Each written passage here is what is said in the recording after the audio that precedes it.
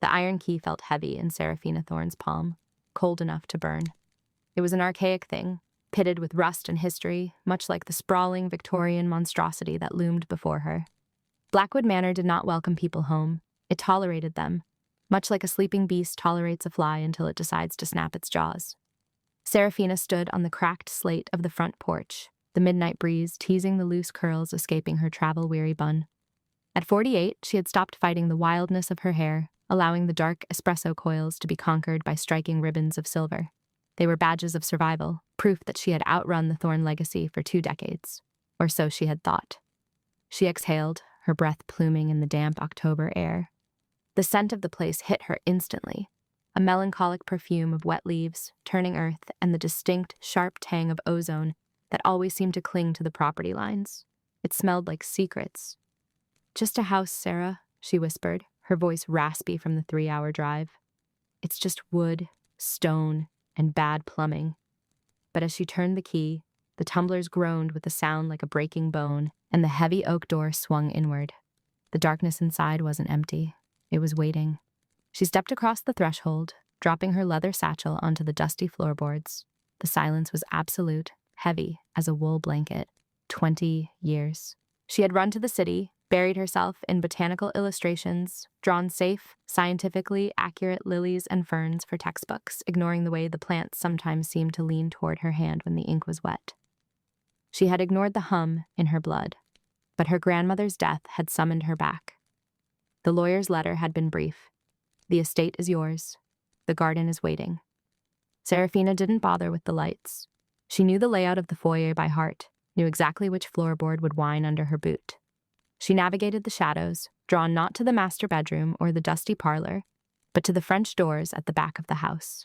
The glass was grimy, coated in years of neglect, but the moonlight pierced through, illuminating the skeletal remains of what had once been the envy of the county. Her grandmother's garden. She pushed the doors open and stepped out onto the terrace. The stone was cold through the soles of her boots. What she saw made her chest ache with a sudden, violent grief. It was a graveyard.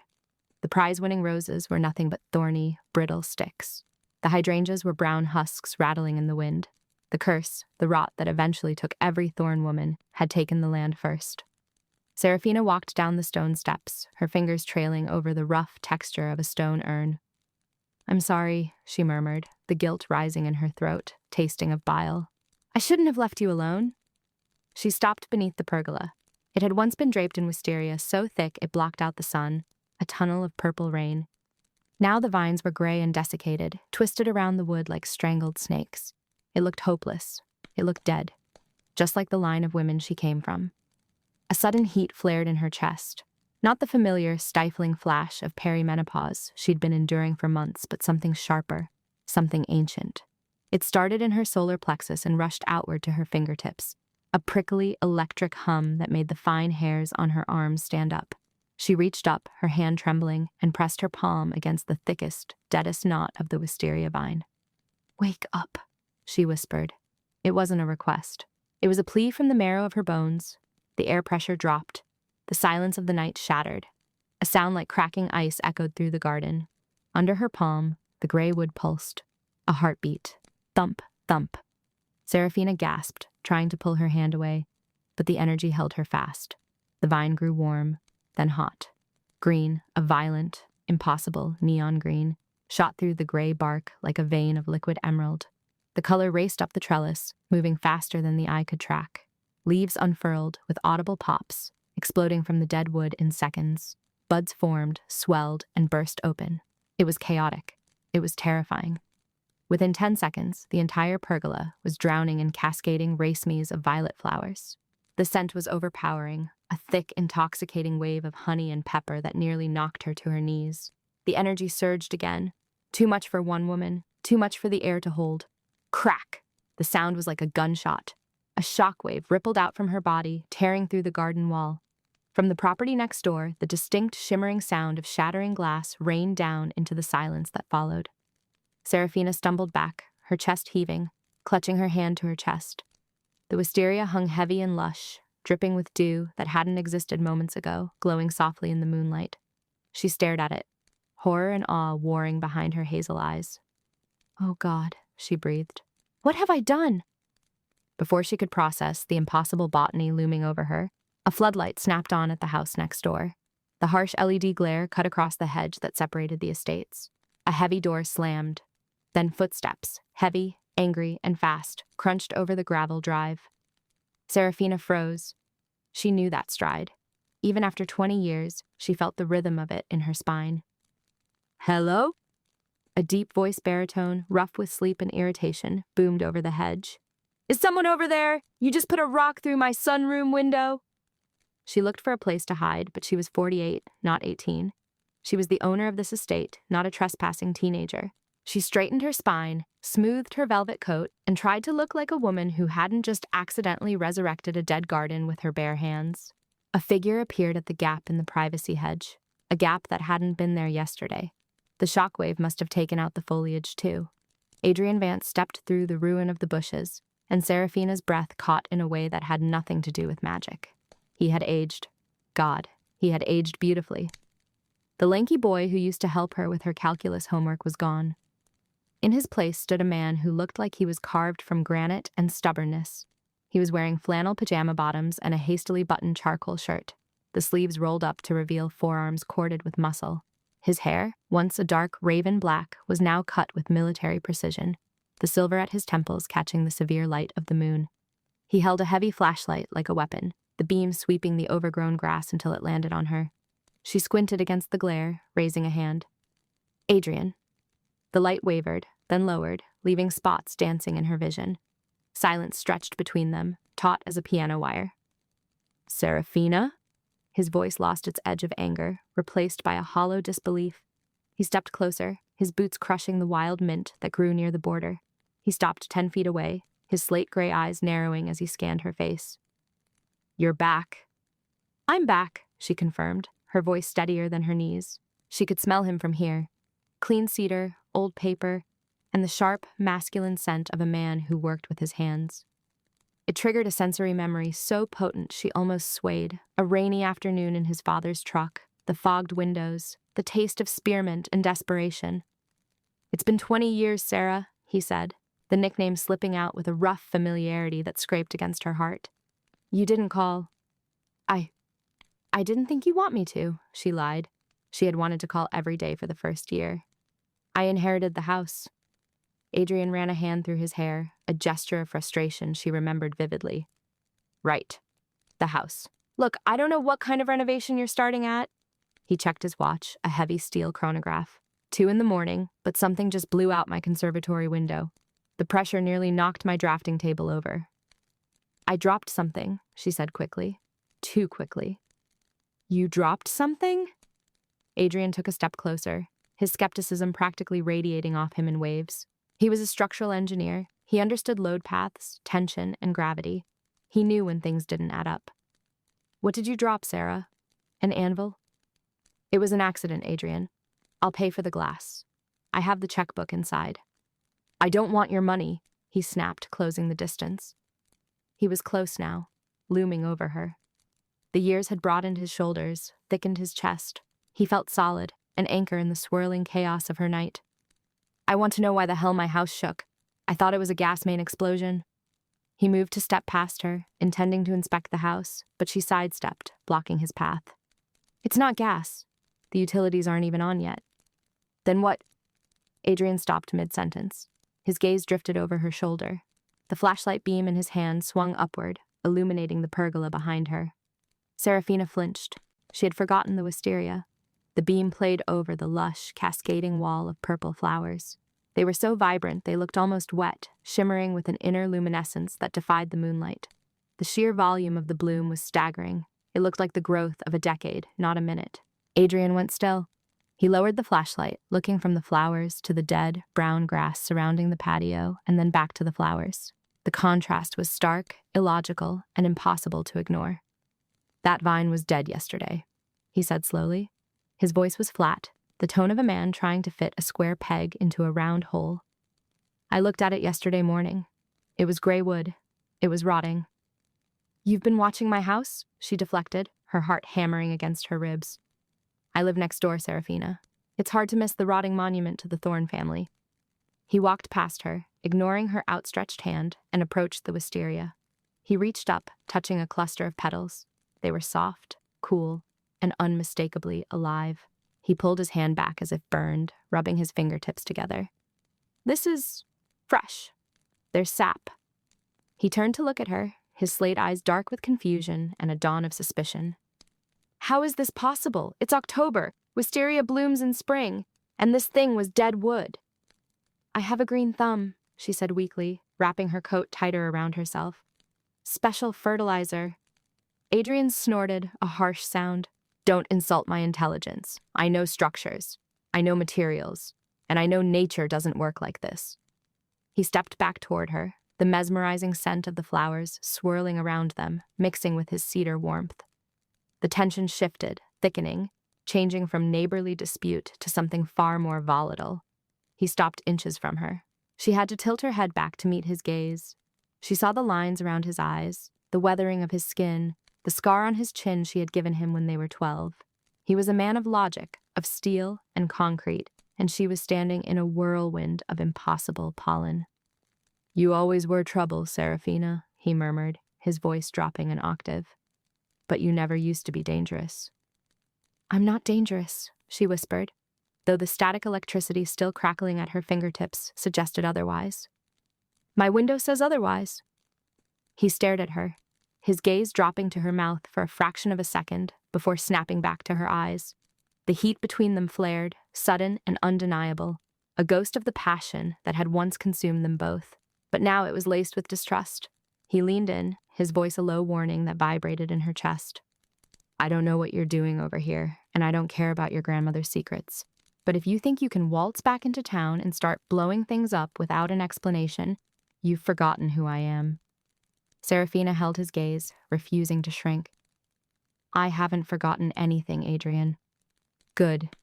He stepped back, the loss of his body heat leaving her suddenly cold. He swept the flashlight beam over the impossible, glowing garden one last time, shaking his head. Fix your mess, Sarah, because tomorrow I'm coming back for answers, and you'd better have something better than fertilizer.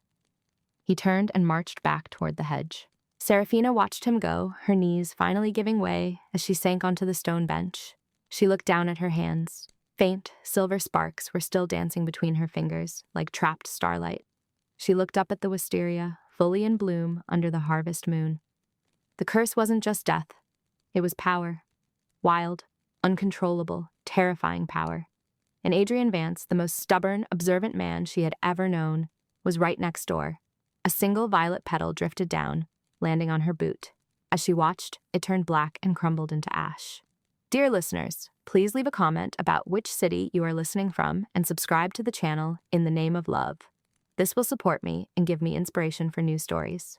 Morning did not break over Blackwood Manor so much as it encroached, a tentative gray spilling through the heavy velvet curtains Seraphina had drawn tight against the world. She sat at her scarred oak kitchen table, wrapping her hands around a ceramic mug that radiated a dull, comforting heat. The brew inside, a steep of mugwort, heavy nettle, and a drop of honey, smelled like a wet forest floor. It wasn't delicious, but it was grounding. And God knew she needed grounding. Outside, the garden was breathing. She could feel it. Seraphina took a sip, grimacing at the bitterness, and pushed a stray curl away from her face. In the mirror hanging above the sideboard, she caught her reflection. At 48, she had made peace with the lines fanning from her eyes, evidence of laughter and squinting at fine ink drawings under poor light. But this morning, she looked haunted. The silver ribbons in her dark espresso hair seemed to hum with static electricity, refusing to lay flat, coils of energy seeking an outlet. She rose, the hem of her silk robe sweeping the dusty floorboards, and approached the kitchen window. She nudged the curtain aside just an inch. The damage from last night's outburst was lush. That was the only word for it.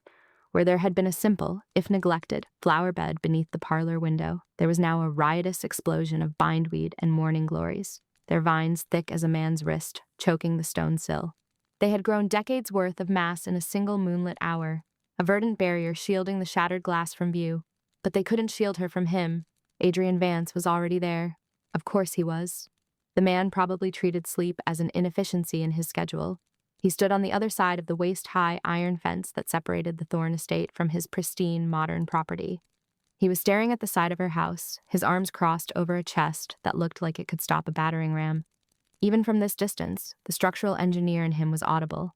She could practically hear the calculations clicking behind those slate-gray eyes. He wore a charcoal button-down, sleeves rolled to the elbows to reveal forearms corded with muscle and dusted with dark hair. No tie, just severity and tailored cotton. He looked like a storm cloud contained in human form. "Breathe, Sarah," she whispered to herself. "You've faced demons in the darker corners of New Orleans. You can handle a man with a penchant for graph paper." She abandoned the tea. Dressing was a tactical decision. She bypassed the flowing bohemian skirts she preferred and pulled on dark denim and a structured linen blouse in a shade of deep plum. Armor. She stepped into her boots, grabbed the iron skeleton key to the back door, and marched out to meet her doom. The air outside was crisp, carrying the scent of impending rain and the cloying sweetness of the unnatural blooms. As the heavy door clicked shut behind her, Adrian's head snapped toward the sound. His posture didn't change, but his focus locked onto her with the precision of a laser sight. "Coffee," he said. It wasn't an offer, it was a statement of fact. He held up a thermos in one hand and a clipboard in the other. Serafina stopped at the edge of the overgrown patio, crossing her arms to mirror him. "Good morning to you too, Adrian. I see you're already patrolling the perimeter. Expecting an invasion?" "I'm expecting a collapse, Serafina." His voice was a deep baritone, textured like gravel rolling over velvet. It vibrated in the hollow of her throat, annoying her with how pleasant it sounded. He walked toward the property line, his boots crunching on the gravel path. "I saw the window blow out last night. I heard it."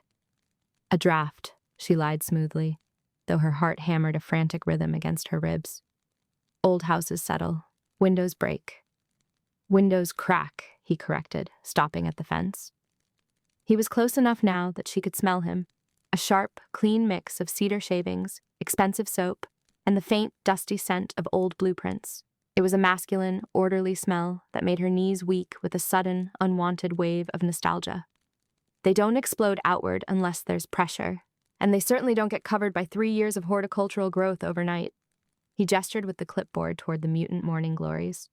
"That wasn't there yesterday at sunset, Sarah. I checked the sightlines. It's a habit." "It's a compulsion," she parried, stepping closer to the fence until only the rusted iron spikes stood between them. "And I have a green thumb. I used a new fertilizer. Very potent." Adrian's eyes narrowed, scanning her face. He was looking for the tell, the twitch, the lie, but he was looking for logic, and she was made of moonlight. "Fertilizer," he repeated flatly.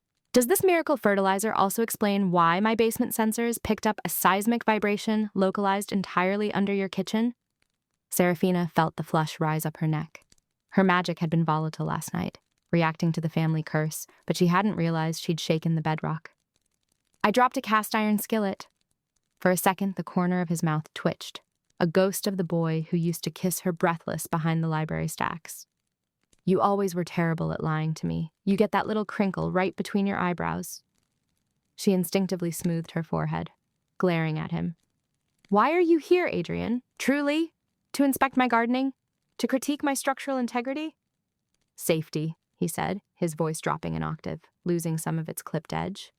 "This place, it's been rotting for 20 years, Sarah. The roofline is sagging, the lintels are compromised, and now windows are blowing out. It's a hazard. To you. To the neighborhood. To your property value," she snapped, the old wound tearing open before she could check herself. "That's always it, isn't it? Order, value, predictability. You couldn't stand the chaos of me then, and you can't stand the chaos of my house now." The silence that stretched between them was heavy, filled with the rustle of leaves and the distant caw of a crow. Adrian's expression hardened, the slate eyes turning to flint. "Is that how you remember it?" he asked quietly. "That I couldn't stand the chaos? Or was it that you couldn't stand the reality?" Serafina gripped the cold iron of the fence, her knuckles turning white. "I had to find myself, Adrian. I was suffocating here. I was different. I needed to know what that meant." "You ran," he said, harsh and immediate. "You didn't search. You ran. I had the ring in my pocket, Serafina, that night. You knew it. And you packed a bag and left a note on the kitchen counter that said, 'I can't.' No explanation. Just you vanishing into the wind like one of your damn dandelion seeds." The air around them grew thick. Serafina felt the prickle of magic beneath her skin. A defensive surge she fought to suppress. He was right, of course. She had run because the magic had started to wake up, and she was terrified she would hurt him. She had chosen his safety over her heart, but she couldn't tell him that. He was a man of steel beams and load-bearing walls. He didn't believe in curses. "I'm back now," she whispered, her voice trembling slightly. "Does that count for nothing?" Adrian looked at her, really looked at her. His gaze traveled from the silver streaks in her wild curls down to the curve of her hips in the denim, then back to her lips. There was a hunger there, buried deep under layers of resentment and concrete, but it was palpable. It made the fine hairs on her arms stand up. "It counts," he murmured, almost to himself. Then he shook his head, physically clearing the sentiment away like cobwebs. He stepped back into his professional persona, lifting the clipboard. "But it doesn't fix the house." He reached into the clipboard and pulled out a folded document. "I drafted a formal notice. It's not a lawsuit," he added quickly, seeing her eyes widen. "It's a structural assessment. I'm legally obligated to report hazardous conditions bordering my land, but I'm giving it to you first. You have 2 weeks to secure the foundation and replace the glass before I have to file it with the town council." Serafina stared at the paper in his extended hand. It was a lifeline, and a threat all at once. It was so typically Adrian, trying to protect her by forcing her to follow the rules. "You wrote me up," she said, a dry, incredulous laugh bubbling in her chest. "You haven't seen me in 2 decades, and your opening move is a building code violation. I'm trying to keep the roof from falling on your head, Sarah. Take the paper." She hesitated. The air between them was humming now, a high-pitched frequency that made her teeth ache. The lavender scent clinging to her skin seemed to intensify, mixing with his cedar cologne to create a heady, intoxicating atmosphere. She reached out. Her hand was trembling. "Fine," she breathed. As her fingers closed around the document, the tips of her fingers brushed against his. The contact was brief, a grazing of skin against skin, but the reaction was instantaneous. Crack! A shock, violent and blue-white, snapped between them. It wasn't the static of a carpet shuffle. It was the bite of a live wire. Serafina gasped, jerking her hand back, but the paper remained caught between them. Above them, the motion sensor floodlight attached to Adrian's garage, which hadn't even been on, flared with a blinding brilliance and then exploded. Shards of glass rained down onto the gravel driveway with a musical tinkling sound. Silence followed. Absolute, stunned silence. They stood frozen, their hands still hovering inches apart, the air smelling sharply of ozone and scorched filament. Adrian stared at his hand, then up at the smoking remains of the light fixture. He blinked, his rational mind scrambling for purchase on the sheer impossibility of the moment. He looked at Serafina, his eyes wide, the gray swirling with confusion and a dawning, terrified fascination. "Faulty wiring," he rasped, though his voice lacked any conviction. "The surge, it must have jumped. Static discharge combined with a short circuit." Serafina held her hand against her chest, feeling her heart thundering like a trapped bird. Her fingertips were numb, tingling with a residual heat that traveled straight down to her core. She knew better. That wasn't wiring, that wasn't physics. That was the covenant. That was the bond the women of her line had whispered about for centuries, the collision of the witch and the anchor. She looked at him, seeing the denial warring with the desire in his face. He wanted to explain it away. He wanted to calculate the voltage. "Adrian," she said softly, the name tasting like honey and ash on her tongue. He didn't answer. He stepped closer to the fence, ignoring the broken glass at his feet. He looked at her hand, then at her face, and the intensity of his gaze stripped her bare. For a moment, the engineer was gone, and there was only the man who had waited, the man who was still furious, and the man who wanted to pull her over that iron fence and devour her. "Tell me that was the wiring, Sarah," he demanded, his voice rough, pleading for sanity. "Tell me I didn't just feel the earth move when I touched you." Serafina leaned in, the dangerous, intoxicating energy swirling around them, the vines behind her seeming to pulse in time with her heartbeat. "I could tell you that," she whispered, her eyes shifting from hazel to a luminous, stormy green. "But we both know I'm terrible at lying." The morning sun did not break gently over Blackwood Manor. It pierced the mist like a gilded spear, illuminating the floating dust motes in the grand foyer and the tragic, sagging grandeur of the portico. Serafina Thorne stood on the threshold, a ceramic mug of nettle tea warming her palms, watching the silver Audi parked in her driveway as if it were an invasive species of beetle. Adrian Vance was already out of the car. He moved with the predatory grace of a man who understood the geometry of the world and intended to correct it. He wasn't looking at her. Not yet. He was looking at the west wing of her ancestral home, his head cocked to the side, eyes narrowed, behind a pair of wire-rimmed spectacles that made her breath catch in a way that was entirely unfair. She remembered the heat of his skin from the night before, the way the air had crackled with ozone and unspent desire at the fence line. He had retreated then, spooked by the impossible, by the undeniable vibration of magic that she hadn't been quick enough to suppress. But he hadn't stayed away. Skeptics, she had learned, were often just believers who hadn't found their miracle yet. Or perhaps he was just stubborn. A moth drawn to a flame it was determined to analyze before burning. Serafina tightened the belt of her silk kimono, a garment the color of dried blood and falling leaves, and stepped onto the porch. The floorboards groaned in protest, a sound like the clearing of an old throat. "You're trespassing, Adrian," she called out, though the lack of venom in her voice betrayed her. "And staring at my eaves with that look of disapproval is liable to sour the milk in the fridge." Adrian turned. The morning light caught the salt and pepper precision of his hair, highlighting the harsh, handsome lines of his jaw. He removed his glasses, folding them into the breast pocket of a charcoal workshirt that fit him with criminal perfection. He smelled, even from this distance, of expensive cedar soap and the sharp tang of graphite. "Your eaves aren't the problem, Sarah," he said, his voice a low rumble that seemed to vibrate through the soles of her bare feet. He walked up the cracked stone steps, stopping 2 treads below her, forcing him to look up. It was a position of submission that his posture entirely rejected. "The problem is the load-bearing lintel above the drawing room. It has a stress fracture that defies the laws of physics. By all rights, the roof should be in your lap." "The house has good bones," she deflected, taking a sip of tea to hide the small smile playing on her lips. "It holds on for the people it loves." "Houses don't love, Serafina. They endure, until gravity wins." He gestured to the sprawling, ivy-strangled facade. "I didn't sleep last night." The shift in tone was abrupt, stripping away the professional veneer. His slate-gray eyes were rimmed with exhaustion, shadows bruising the delicate skin beneath them. It wasn't just the encounter at the fence. This was a deep, marrow-level weariness. Serafina softened. The witch in her sensed the jagged edges of his aura, frayed, staticky, deprived of rest. "I can see that." "I haven't slept properly in 6 months," he confessed, the admission costing him visible effort. He looked at her hands, specifically at the mug she held. "But when I stood near you last night, when I smelled that blend of lavender and whatever earth magic perfume you wear, my mind went quiet. For 5 minutes, the calculations stopped." Serafina felt a tug in her chest, a sympathetic resonance. "Valerian," she murmured. "Hops, passion flower, and a little bit of intent. I don't care what the Latin names are." He ascended 1 more step, invading her personal space with a calculated slowness. "I need a cure, Sarah. My structural firm is handling 3 skyscrapers in London and a bridge in Dubai. I cannot afford to lose my mind to insomnia." "And you want me to brew for you?" she concluded. "The local hedge witch." "I want the woman who makes the world stop spinning," he corrected, his gaze dropping to her mouth before snapping back to her eyes.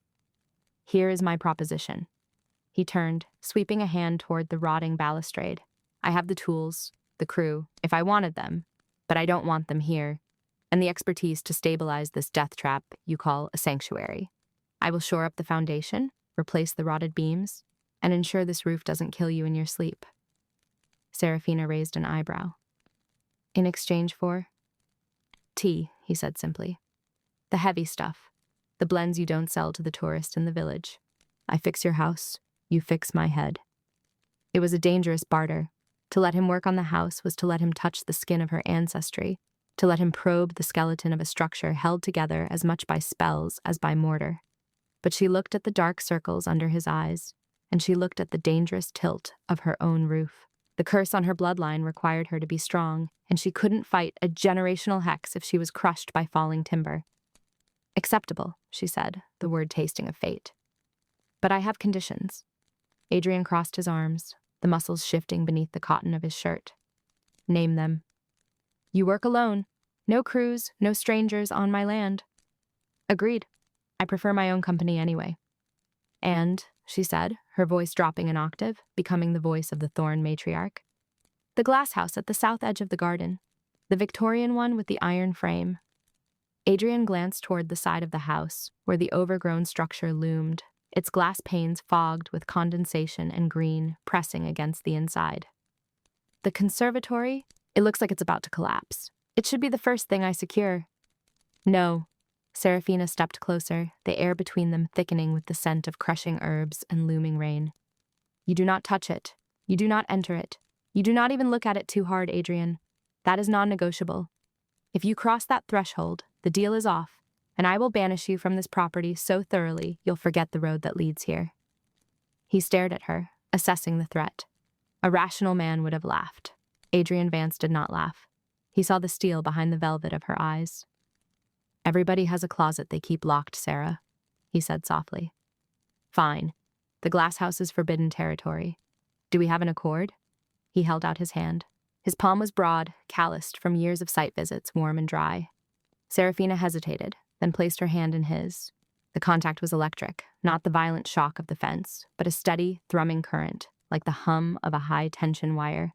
She felt the heavy, grounding reality of him, and he surely felt the wild, spiraling energy of her. An accord, she whispered. By noon, the romantic notion of the rugged handyman had been replaced by the loud, dusty reality of construction. But God, was he beautiful doing it? Serafina sat on a stone bench near the herb spiral, pretending to sketch a cluster of foxglove. In reality, she was watching Adrian strip the rot from the western porch pillars. He had discarded his shirt an hour ago, revealing a torso that was a testament to hard labor and good genetics. His skin was tanned, dusted with sawdust, the muscles of his back bunching and releasing like hydraulics as he leveraged a crowbar against a stubborn piece of oak. He was a creature of matter, of physics. She was a creature of spirit, of botany. And yet, the way he treated the wood, with respect, checking the grain, testing the integrity, mirrored the way she treated her roots and stems. This timber is petrified, Adrian grunted, wiping sweat from his forehead with the back of a gloved hand. He was wrestling with a support beam that had to weigh 300 pounds. I need a jack to lift this. I can't get the leverage. Serafina stood, brushing dirt from her linen trousers. It's not petrified, it's just stubborn. Blackwood oak doesn't like to let go. She walked over to him. The heat radiating off his body was intoxicating, a mix of honest sweat and the cedar oil he used. He was breathing hard, frustration tight in the set of his mouth. I need to go to the truck, get the hydraulic lift, he said, turning away. Wait, Serafina stepped in close to the beam. Sometimes you just have to ask it nicely. Adrian snorted. I don't think asking the wood is going to negate gravity, Sarah. She placed her hand on the blackened timber. She closed her eyes, reaching out with her senses, feeling the dormant life within the dead wood, the memory of the tree it had once been. She murmured a low syllable, a sound that was more vibration than word, and pushed a pulse of kinetic glamour into the joint. Here, she said, grabbing the crowbar he had abandoned. Together, on 3. Adrian looked at her skeptically. Sarah, that thing weighs more than you and me combined. I don't want you to hurt your back. I'm stronger than I look. Humor me, Mr. Vance. He sighed, stepping up behind her to grab the bar, his chest pressing against her back. The contact sent a jolt of pure fire down her spine. His arms bracketed hers, his chin brushing the top of her wild curls. For a moment, the structural integrity of the house was forgotten. The only tension that mattered was the one coiling in her belly. On 3, he murmured, his voice rough in her ear. 1, 2, 3, they heaved. Serafina whispered the binding release into the wood, a thread of silver magic that lubricated the friction and lightened the mass. The massive beam groaned and slid free with an ease that shouldn't have been possible. They stumbled slightly with the momentum, the heavy timber thudding harmlessly onto the grass. Adrian froze. He didn't let go of her. He stood there, his body encompassing hers, staring at the beam on the ground. His mind was whirring. She could practically hear the gears grinding. Calculation, weight ratios, force velocity. That shouldn't have moved, he said slowly. Not without the hydraulics. Serafina turned in the circle of his arms, looking up at him. She didn't step away. She didn't want to. I told you, it's about leverage. And knowing where the weak points are? His eyes searched hers, slate-gray storms brewing with confusion and a dawning, terrifying fascination. He knew something was wrong. He knew the math didn't add up. but the heat of her body against his was overriding the logic centers of his brain. "You defy explanation, Seraphina Thorne," he whispered. "Is that a complaint?" He lifted a hand, his thumb tracing the line of her jaw, rough skin against soft. "I'm an engineer. I like to know how things work. But with you?" He shook his head, a ghost of a smile touching his lips. "I'm beginning to think I might enjoy the mystery." The air around them grew heavy, the scent of crushed sage rising from where the beam had landed. Seraphina leaned into his touch, her eyes fluttering shut. This was dangerous. He was a breaker of walls, and she was a keeper of secrets. But the pull was magnetic, tidal. A sudden sharp crack echoed from the garden. It wasn't wood, it was the sound of glass under pressure. Adrian's head snapped up, his instincts instantly shifting from lover to protector. "The greenhouse," he said sharply. That sounded like a pane blowing out. Before she could stop him, he was moving, striding toward the forbidden south corner with long, purposeful steps. "If that structure is failing, the glass could shatter outward. I need to secure the perimeter." "Adrian, no!" Seraphina scrambled after him, panic cold in her veins. The curse within the greenhouse didn't react well to rational men. It fed on order and spat out chaos. He reached the iron gate of the greenhouse, his hand reaching for the latch. "It's locked, Sarah, but the frame is buckled. I just need to check the—" "Adrian, get back!" He ignored her, the arrogance of his expertise driving him. He touched the iron handle. The reaction was instantaneous. The air inside the greenhouse didn't just swirl, it screamed. A vine, thick as a python and thorny as a briar patch, lashed out from a broken pane near the handle. It wasn't natural movement, it was a predatory strike. Adrian didn't see the magic. He saw a structural failure, a tension cable snapping, a branch falling. But he wasn't fast enough. The thorny tendril whipped around his wrist, jerking him violently toward the jagged glass. The rusted metal of the door groaned, the structure shuddering as if breathing in. "What the hell?" Adrian shouted, trying to pull back, but the leverage was all wrong. He was being dragged into the dark, humid maw of the conservatory. Seraphina didn't think. She didn't hide. She threw her hands forward, her eyes flashing a brilliant, terrifying violet. "Exolvere!" A blast of kinetic force, visible as a ripple in the air, slammed into the greenhouse door. The vine recoiled as if burned, releasing Adrian. He fell backward, hitting the earth hard, sprawling into the dirt at Seraphina's feet. Silence slammed back into place, heavy and absolute. Adrian lay there, chest heaving, clutching his wrist where a ring of angry red welts was already forming. He stared at the greenhouse, which was now perfectly still, perfectly innocent. Then slowly, terrifiedly, he looked up at Seraphina. She stood with her hands still raised, her hair floating in a wind that didn't exist, her eyes glowing with a light that no trick of the weather could explain. He looked at the impossible bruise on his wrist. He looked at the woman who had just commanded the air to strike solid matter. "Seraphina," he rasped, his voice trembling not with fear, but with the shattering of his entire worldview. "What? What are you?" The sky didn't just break. It shattered. A deafening crack of thunder shook the very foundations of the earth, vibrating through the soles of Seraphina's gardening boots and rattling Adrian's teeth. Seraphina didn't answer his question. She couldn't. Not here, not with the atmosphere curdling around them like soured milk. The wind howled, a guttural, living sound that tore at the hemlock trees bordering the property. It wasn't a natural storm. The barometer in her chest, the one attuned to the ley lines and the old ways, was screaming a warning. "We have to move!" she shouted over the roar of the gale, grabbing the hand that wasn't welting with red fury. "Adrian, get up! We can't stay in the open!" Adrian blinked, the rain plastering his salt and pepper hair to his forehead, water streaming down the rugged planes of his face. The shock of what he had witnessed, the vine, the blast of force, was warring with his survival instinct. The engineer in him won. He scrambled to his feet, his boots sliding in the mud that was rapidly turning into a quagmire. "The house," he yelled back, his voice rough. "Go!" They ran. It was a chaotic dash through the ancestral garden, battling a wind that seemed intent on pushing them back. Rain lashed against Seraphina's skin like icy needles, smelling of ozone and crushed geraniums. Every shadow beneath the topiaries seemed to writhe, and she could feel the heavy, oppressive gaze of the Covenant watching them. The curse did not like guests. They burst through the heavy oak side door of Blackwood Manor, stumbling into the mudroom. Seraphina slammed the door shut and threw the iron bolt. The sound of the storm was instantly muffled, reduced to a relentless drumming against the stone walls. But the air inside was frigid. Adrian leaned against the wall, chest heaving, water dripping from his tailored charcoal shirt to pool on the slate floor. The wet fabric became a second skin, clinging to the heavy muscle of his shoulders and the flat expanse of his stomach.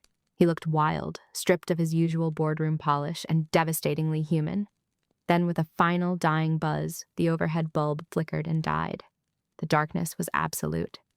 "Perfect," Adrian muttered, the sound vibrating in the small space. "Just perfect." "Wait," Serafina whispered. She didn't need eyes to navigate this house. It was in her blood. She reached out, her fingers brushing against the damp wool of his sleeve, a touch that sent a jolt of heat straight to her core before finding the shelf. She fumbled for the emergency box, struck a match, and touched it to the wick of a thick beeswax pillar candle. The flame flared to life, casting a warm, trembling glow. It illuminated Adrian's face, carving deep shadows beneath his cheekbones and catching the intense, storm-gray scrutiny of his eyes. He wasn't looking at the candle. He was looking at her. "The breaker box is in the cellar," he said, his tone clipped, trying to assert order over chaos. "I can fix it." "No," Serafina said, perhaps too quickly. The cellar was where the roots of the house ran deepest, where the energy was thickest. She couldn't let him go down there. Not tonight. "The lines are likely down, Adrian. This isn't a fuse. It's the storm." He wiped water from his eyes, his gaze dropping to his wrist. In the candlelight, the red ring where the vine had gripped him looked angry, almost like a brand. "Right. The storm, just like the wind in the greenhouse." "Let's get dry," she deflected, turning away before he could dissect her expression. "The library has a fireplace, and brandy." 20 minutes later, the library was a sanctuary of flickering light and dancing shadows. Serafina had draped a heavy knit blanket over her shoulders, covering the damp linen of her dress, though her wild curls were still drying in a halo of frizz around her face. She poured 2 generous measures of amber liquid into crystal tumblers, the clink of glass loud in the silence. Adrian stood by the mantelpiece, having refused a blanket. He had towel-dried his hair and rolled up his sleeves, exposing strong forearms and the baffling injury on his wrist. He watched the fire Serafina had lit, with a match, thankfully, not a wave of her hand, devour the dry logs. She handed him the glass. Their fingers brushed. His skin was cool, hers was burning. The scent of him, wet cedar, old paper, and rain, mingled intoxicatingly with the lavender dried in bundles above the hearth. "Drink," she commanded softly. He took a sip, the alcohol burning a path down his throat. He grimaced, then sighed, the tension in his shoulders lowering an inch. "I calculate load-bearing limits for skyscrapers, Serafina. I understand tensile strength, shear force, wind resistance. I deal in absolutes." He turned to face her, leaning back against the mantel. The firelight licked at his silhouette. "What happened in that greenhouse defied every law of physics I know." Serafina took a long swallow of her brandy, feeling the warmth spread through her chest. She sat on the velvet sofa, tucking her legs beneath her. "There are laws older than physics, Adrian." "Don't give me riddles," he warned, though his voice lacked its earlier bite. It sounded weary now. "I saw a plant attack me. I saw you push the air. I felt it." "The manor is old," she said, choosing her words with the precision of a surgeon. "The soil here is strange. It reacts to emotion, to intent. You were angry when you came in." "I wasn't angry, I was concerned."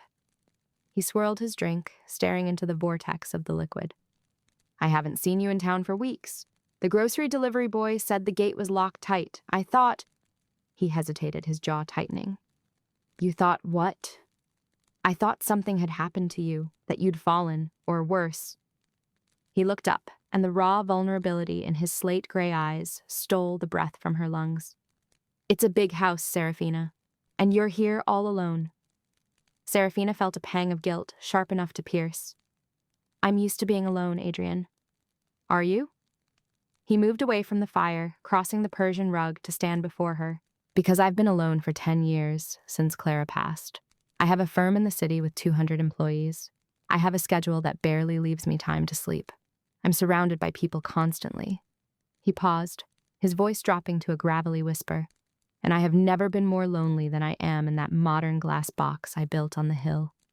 Serafina looked up at him, her heart hammering against her ribs like a trapped bird. This was the silver fox who had occupied her thoughts since she'd returned to Blackwood, the man of steel and logic, admitting he was hollow. "I stay here because it's safer," she confessed, the words slipping out before she could check them. for everyone else. Safe? He laughed, a dry, humorless sound. You were nearly strangled by your own garden. You call that safe? He sat down on the edge of the coffee table, facing her, invading her space. His knees brushed against the blanket covering hers. Why are you hiding, Serafina? You're vibrant. You're brilliant. When you talk about your illustrations, you light up the room. Why bury yourself in this mausoleum? Because my heritage isn't a gift, Adrian. It's a burden. She set her glass down with a trembling hand. The women in my family, we don't have happy endings. We have duty. We have the soil and the moon and the turning of the seasons. If I let someone in, really in, I put them at risk. She gestured vaguely toward the window, where the storm continued to batter the glass. You saw it. The world bends around us, and sometimes it breaks. I am terrified that one day I won't be able to control it. Adrian stared at her, absorbing the fear she had kept hidden behind her stoic expression for months. He didn't pull away. Instead, he leaned in closer. The smell of the storm on him was overpowering, a magnetic pull that tugged at her very navel. I'm not asking for a happy ending, he murmured, his eyes searching hers, shifting from her hazel gaze to her lips.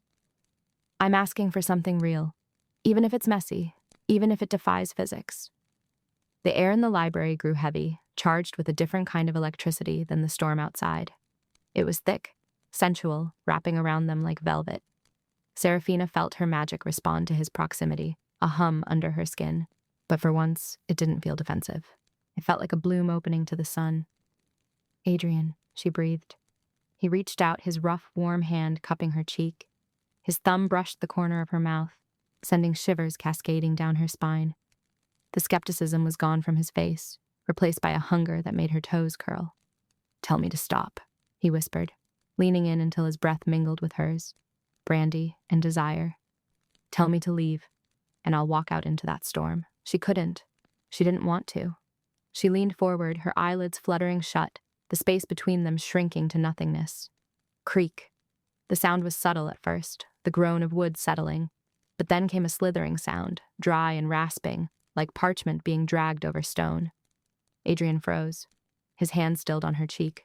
His eyes opened, focusing not on her face, but on something over her shoulder, down near the floor. The intimacy shattered. Adrian jerked back as if electrocuted, scrambling off the coffee table and backing away. What the hell? Serafina's eyes snapped open. She looked down. Emerging from the dark gap between the floorboards, a thick, pale vine, an indoor ivy that had been dead for 20 years, was animating. It moved with nauseating slowness, curling blindly through the air before latching onto Adrian's ankle. It wasn't just a plant, it was a shackle. The shadows in the corners of the room stretched, elongating unnaturally, reaching toward him like elongated fingers. Adrian kicked his leg out, his boot connecting hard with the vine, tearing it loose. He stumbled back against the bookshelves, his chest heaving, the color draining from his face. The romantic haze was incinerated, replaced by cold, hard horror. He looked at the writhing plant on the floor, then up at the shadows that were defying the light of the fire, and finally at Serafina. This time, there was no curiosity in his voice. There was no softness. That isn't wind, he said, his voice low and dangerous. And that isn't soil chemistry. Serafina stood up, her hands raising instinctively to calm the room, but it was too late. The house had shown its teeth. Adrian, please! No more riddles! He roared the words, pointing a shaking finger at the floor, where the vine was retreating into the wood like a serpent into a burrow. The door was locked. The windows are sealed. Nature doesn't come inside and hunt people, Serafina. I want the truth. The real truth. He took a step toward her, his slate eyes hard as flint, the engineer demanding the schematic of the nightmare. Tell me what is in this house with us, or I swear to God, I will tear this place apart brick by brick until I find it myself. The air in the library grew heavy, pressing down with the weight of a thunderstorm that refused to break. It was the scent of ozone and crushed geraniums, a cloying, metallic tang that coated the back of the throat. Serafina could feel the house pulsing beneath her feet, a slow, rhythmic thrumming that wasn't structural, but arterial. You can't tear it apart, Adrian, Serafina said, her voice trembling, not with fear of him, but for him. She stepped closer, the hem of her skirts brushing the dusty floorboards. Because the mortar holding these stones together isn't lime and sand, it's blood and intent. If you strike it, it will strike back. Adrian laughed, but the sound was brittle, devoid of his usual baritone warmth. He ran a hand through his salt and pepper hair, disrupting the military precision of the cut. Listen to yourself, Sarah. You sound unhinged.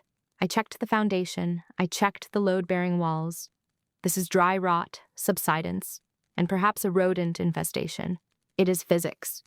He turned his back on her, marching toward the fireplace where the shadows were lengthening, stretching out like fingers across the Persian rug. I'm going to get my tools from the truck. We're pulling up this floorboard right now. Adrian, stop! Don't cross the threshold. Her warning came too late. As his boot hit the edge of the hearth, the temperature in the room plummeted.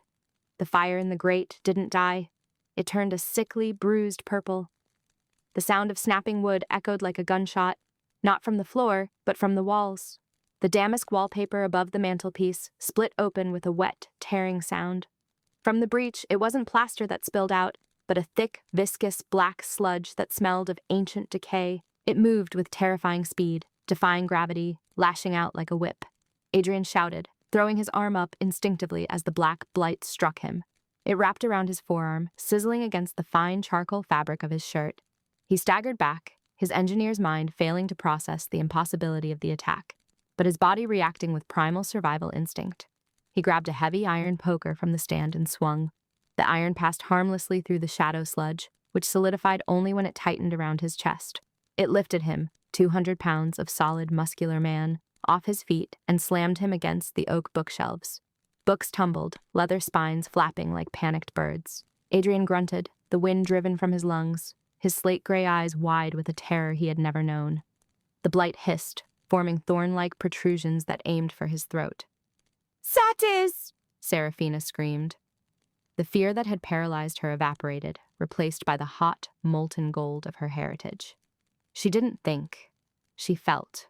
She felt the roots of the ancient hawthorn in the garden, the mycelium network stretching miles beneath the township, the heavy, sleeping power of the earth. She threw her hands out, palms facing the darkness that held him. The floorboards beneath Adrian exploded upward. But this was not the destructive force of the curse. This was the shield of the covenant. Thick, pale roots, luminous with a soft, ethereal bioluminescence, erupted from the soil beneath the foundation. They didn't attack the black sludge, they purified it. Seraphina's eyes, usually a soft hazel, flooded with the silver of the full moon. Her hair rose around her face as if she were underwater, the silver ribbons in her dark curls catching the spectral light. Release him, she commanded.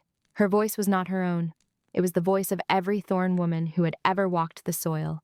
It resonated in the crystal of the windows and the marrow of Adrian's bones. The roots surged forward, weaving a protective cage around Adrian, their light searing the black shadow. The blight shrieked, a sound like tearing metal, and recoiled, dissolving into ash that rained down onto the carpet. The purple fire roared back to natural orange, the pressure lifted. The roots gently lowered Adrian to the floor before retreating silently back into the wood, leaving the floorboards sealed as if they had never been broken.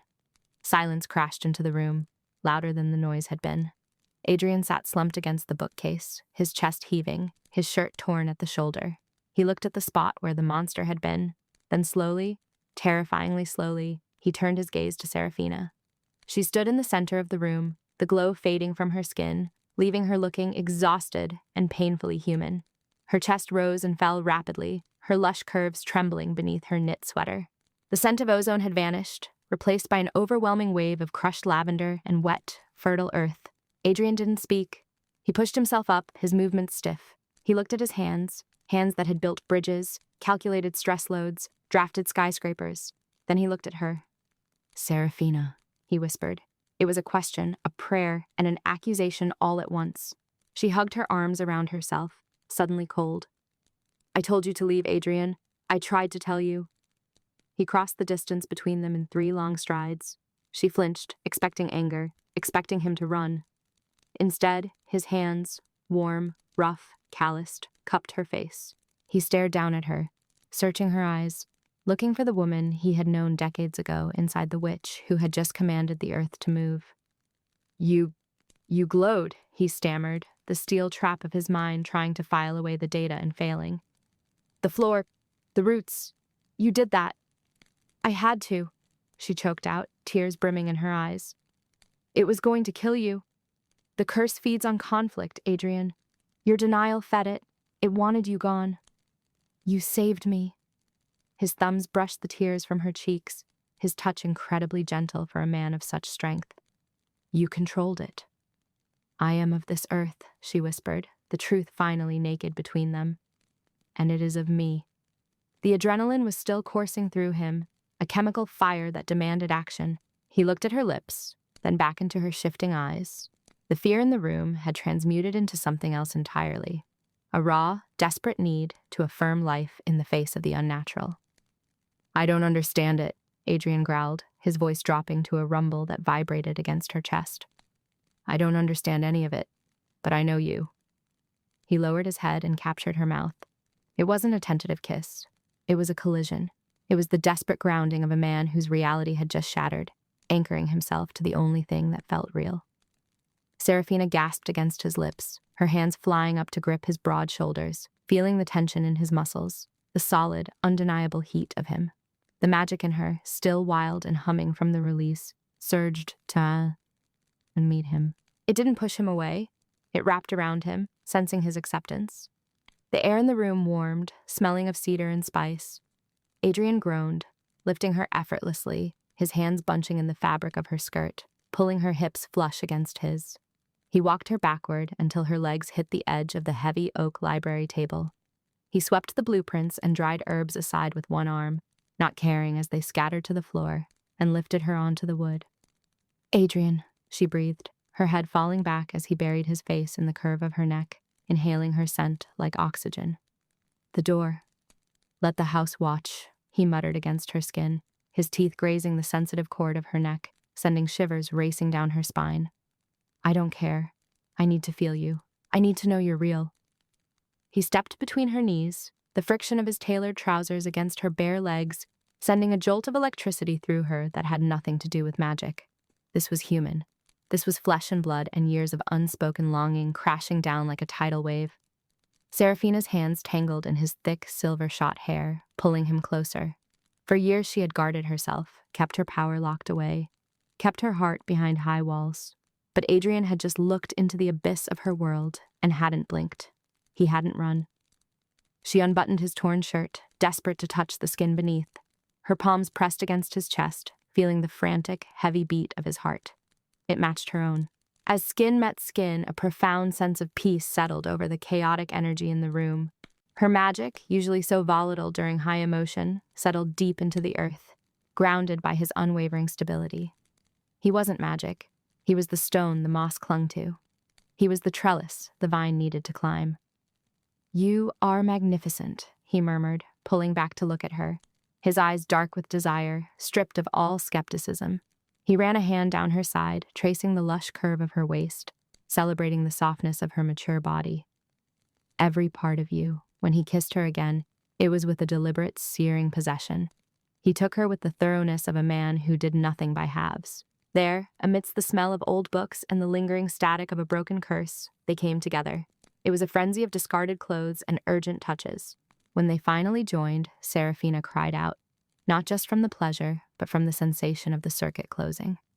The house gave a low, contented groan, timbers settling, drafts sealing.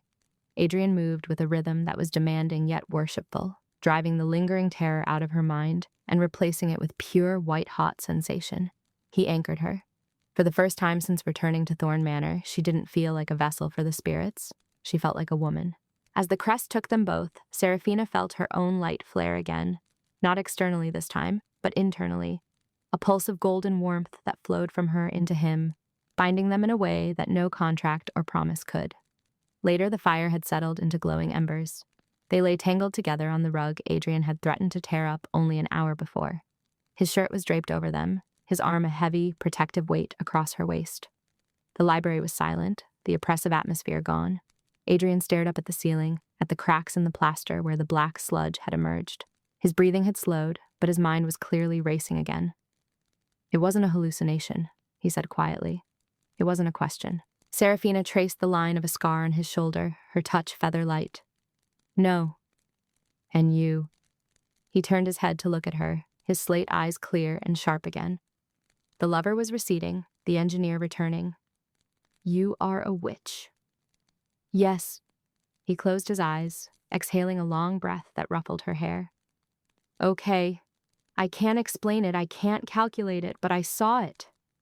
He pushed himself up on one elbow, looking down at her. The softness was gone from his face, replaced by a grim determination.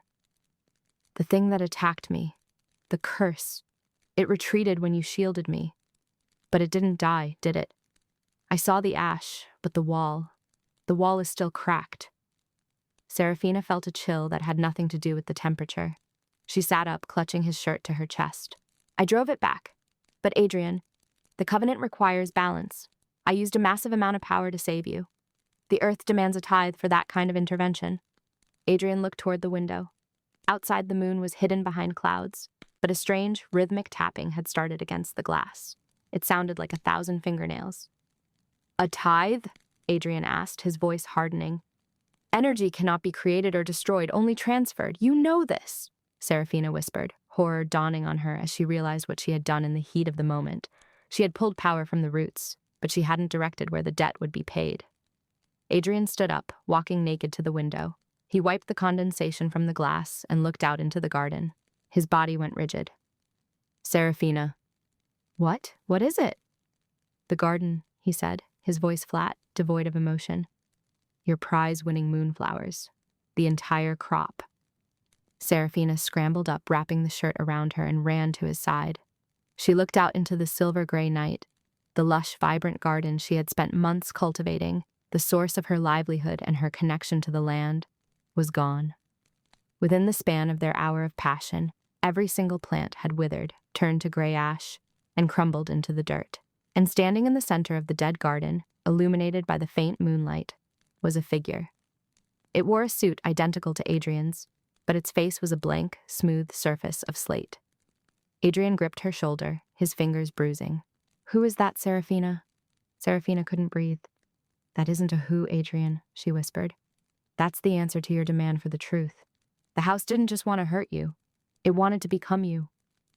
The wind howled, not with the natural fury of a storm, but with the hollow, whistling shriek of a vacuum trying to suck the world dry. Serafina Thorne stood barefoot in the dirt, the silk of Adrian's shirt whipping against her thighs, staring at the nightmare standing amidst the ashes of her moonflowers. The figure, the thing, stepped forward. It moved with a disjointed staccato rhythm, like a stop-motion film missing frames. Its face, that terrifying expanse of smooth, blank slate, tilted to the side. It wore Adrian's silhouette like a stolen coat. "It wants to replace me?" Adrian's voice was low, vibrating against Serafina's back where he shielded her. There was no tremor in his tone, only the cold, hard edge of a man calculating a load-bearing limit. "Why?" "Because the covenant demands isolation," Serafina choked out, her hands trembling as she reached back to clutch the fabric of his sleeve. "The magic of the Thorn bloodline requires a void to fill. If I fill my life with love, with you, the magic starves, unless it removes the variable." "I am not a variable, Serafina," Adrian said, stepping out from behind her. He moved with a predator's grace, putting himself squarely between the witch and the construct. "I am a constant." The slate-faced figure raised a hand. The air pressure dropped so sharply, Serafina's ears popped. The scent of ozone and scorched copper flooded the garden, overpowering the delicate aroma of lavender that usually clung to her skin. A crackling arc of gray energy lashed out from the creature's fingertips, aimed directly at Adrian's chest. "Scoot him!" Serafina screamed, throwing her hands forward. A barrier of shimmering green light erupted, catching the gray bolt, but the impact staggered her. She fell to her knees in the ash, gasping. The magic felt heavy, sluggish. The garden was dead. Her source of power was severed. "It's draining the land," she cried, looking up at Adrian. "I have no anchor. I'm drifting, Adrian. I can't hold it." Adrian looked down at her, then back at the creature. The construct was advancing, its blank face terrifying in its nothingness. A rational man would have run. A skeptic would have collapsed under the impossibility of it all. But Adrian Vance was a structural engineer. He didn't see a monster. He saw a flawed design attempting to override a stable foundation. He dropped to one knee beside her, ignoring the sparks of hostile magic raining down like welding slag. He grabbed her face in his large, warm hands. His palms were rough, calloused from years of site visits, smelling of cedar soap and the sharp tang of old blueprints. "Listen to me," he commanded, his slate-gray eyes locking onto her shifting hazel ones. "You said you have no anchor. You're wrong. Adrian, you can't fight this. You're human. I am the earth you stand on, Seraphina," he growled, the intensity of his gaze burning through her panic. "I am concrete and steel. I am gravity. You are the chaos, and I am the order. Use me." The realization hit Seraphina with the force of a thunderclap. For generations, the Thorn Witches had believed power came from the ether, from the moon, from the solitary self. They were wrong. Power came from tension, the push and pull between the wild and the tame. "The root and the anchor," she whispered, tears mingling with the ash on her cheeks. The slate creature lunged. It didn't walk. It blurred, closing the distance to deliver a killing blow. "Now, Seraphina!" Adrian roared. She didn't cast a spell at the monster. She cast it into him. Seraphina surged forward, pressing her lips to Adrian's. It wasn't a soft kiss of romance. It was a desperate seal of blood and breath. She wound her fingers into his salt and pepper hair, pulling him down, and opened the floodgates of her soul. She poured the wild, unkempt magic of her bloodline into him. A lifetime of storms, blooming nightshades, and moonlight rushed out of her, and Adrian took it. He didn't buckle, he didn't break. His mind, honed by geometry and physics, built a cage for the chaos. He grounded her current. He became the lightning rod. A shockwave exploded outward from their joined bodies. It wasn't green or gray, but a blinding pure white, the color of magnesium burning. Seraphina felt the connection sear through her veins. She felt Adrian's unshakable solidity, his stubborn refusal to yield to the impossible. He was the cliffside, and she was the sea crashing against it. The slate creature shrieked, a sound like grinding metal. The white light hit it, and for a second the doppelganger held its form. Then logically, inevitably, it failed. It shattered, not into flesh, but into dust. The slate face cracked down the center, crumbling into a pile of harmless, gray gravel. The wind died instantly. Seraphina broke the kiss, gasping for air, her forehead resting against Adrian's. They were both shaking. The silence of the garden was absolute, save for their ragged breathing. Adrian pulled back slightly, his hand still framing her face. He looked exhausted, lines of strain etched deep around his eyes, but he was alive. He was there. "Did we do it?" he rasped, his voice rougher than usual. Seraphina looked around. The ash that covered the garden was shifting. Slowly, impossibly, the gray dust began to sink into the soil. Under the moonlight, a single pale green shoot pushed up through the earth near Adrian's boot, then another and another. "We didn't just break the curse," Seraphina whispered, running a thumb over Adrian's lower lip. "We rewrote the contract." Adrian exhaled, a sound of profound relief, and pulled her into his chest. He smelled of sweat and ozone now, but underneath, that reassuring scent of cedar remained. "Good," he mumbled into her wild curls. "Because I wasn't planning on moving." 4 years later, the bell above the door of the Thorn and Vance apothecary chimed, announcing a customer, but the sound was nearly lost under the low hum of conversation filling the shop. The air inside was thick, a rich olfactory tapestry of dried sage, lemon balm, and the dark, bitter aroma of freshly roasted espresso. Seraphina stood behind the reclaimed oak counter, corking a vial of her signature sleep tonic. At 52, she was more striking than she had ever been. Her wild curls were now fully silver, a halo of moonlight that she wore like a crown. She wore a dress of deep moss velvet that hugged her lush curves, her movements efficient and graceful. "Mrs. Gable," Seraphina smiled warmly, handing the vial to the elderly woman across the counter. 3 drops under the tongue before bed, no more, no less. And tell Mr. Gable that if he drinks chamomile tea with it, he'll sleep through noon." "You're a miracle worker, Seraphina," the woman said, clutching the bottle. "I don't know what this town did without you." "We managed," a deep voice rumbled from the back of the shop. "Poorly." Seraphina's eyes shifted, the hazel brightening to a golden amber as Adrian walked in from the greenhouse that connected to the main building. He had aged like fine wine and expensive leather. The silver at his temples had spread, claiming more of his dark hair, and the lines around his eyes spoke of laughter now, rather than scrutiny. He wore a crisp white shirt, with the sleeves rolled up to the elbows, revealing forearms dusted with potting soil. It was a stark change from the tailored charcoal of his past, yet he wore the dirt with the same aristocratic dignity he'd once worn Italian suits. He walked behind the counter, placing a heavy wooden crate of dried moonflower pods on the shelf. He didn't ask permission. He simply moved into her space, his hand brushing the small of her back, a touch that was casual, possessive, and electric all at once. "Inventory is done," he said, his voice a low rumble that Serafina felt in her toes. "The structural reinforcements on the drying shed are holding. I calculated the wind load for the coming storm. We're well within safety margins." Serafina turned to him, ignoring Mrs.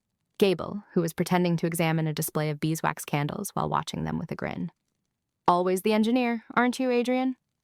"Someone has to keep your chaos from bringing the roof down," he murmured, leaning down to press a kiss to her temple. "Besides, the garden is particularly aggressive this year. The snapdragons tried to bite me." "They like you," she teased, straightening his collar. "They sense your stability." It was true. The curse had lifted, but the magic had not vanished. It had evolved. The manor, once a looming Gothic threat, was now a sanctuary. The garden, fueled by the balance of Serafina's wild magic and Adrian's grounding presence, produced herbs of unparalleled potency. They had built a life not on the absence of darkness, but on the mastery of it. As the last customer filed out and Serafina flipped the sign to closed, the atmosphere in the shop shifted. The mundane world was locked out, leaving only the scent of magic and the heavy, undeniable pull between them. Adrian leaned against the counter, crossing his arms over his broad chest. He watched her with that same intense, analytical gaze that had unnerved her 4 years ago. Now it only made her heat rise. "The moon is full tonight," he noted, his eyes tracking the way the light caught the silver in her hair. "It is," Serafina agreed, moving closer to him until their bodies were nearly touching. "A harvesting moon. The energy is high." "I know," Adrian said deeply. "I can feel it vibrating in the floorboards. I can feel it in you." He reached out, his hand cupping the nape of her neck, his thumb tracing the sensitive skin behind her ear. Serafina shivered, leaning into his touch. Even after 4 years, the chemistry between them was volatile, a chemical reaction that never reached equilibrium. "Come," he said softly, guiding her toward the back door that led to the private gardens. "The moonflowers are blooming. They're waiting for us." They walked out into the cool night air, hand in hand. The garden was a symphony of silver and shadow, alive and breathing. The large white blossoms of the moonflowers unfurled as they approached, glowing with an inner luminescence that defied botany. Serafina looked at the man beside her, her skeptic, her lover, her anchor. He looked at the garden, not with fear, but with pride. He had engineered a life where magic could exist safely. She stopped beneath the ancient oak tree where they had broken the curse, turning to face him. The moonlight washed over his rugged features, softening the sharp angles. "You know," she whispered, tracing the line of his jaw, "they say the covenant is broken, that we're safe." Adrian caught her hand, kissing her palm, his eyes darkening with a sudden intense hunger that stole the breath from her lungs. "Safety is an illusion, Serafina. Structures fail, foundations shift."